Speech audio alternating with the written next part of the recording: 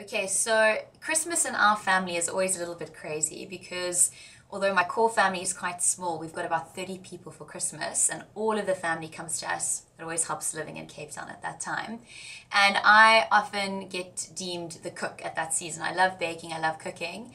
And from when I was a small girl, growing up in Durban, I used to go in my holidays for cooking classes. And we did a Christmas fair, and from the age of about 6, I learned how to bake all of the traditional cookies and shortbreads and the Greek shortbreads and everything, the mince pies for Christmas. And so since then to now, 20 years later, it's still my chore every Christmas. And that's really how I tap into the festive spirit as well. I bake a lot of gifts, edible gifts for the bigger family and friends out there, and that's sort of what gets me into the festive mood. So it's always, for me, Greek shortbread is a big one, and then millionaire shortbread and mince pies, and it's a bake-a-thon in my house all Christmas.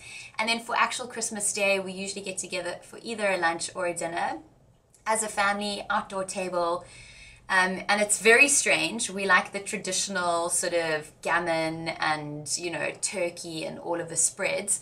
But being, December in Cape Town, it's super hot. So we have it outside, and in the last few years, it's turned to sort of like a cold meats and salads take on a traditional Christmas experience. But Christmas is, as cliched as it sounds, my favorite time of year. So I'm always happy when I've got my friends and family around me and I'm going crazy in the kitchen.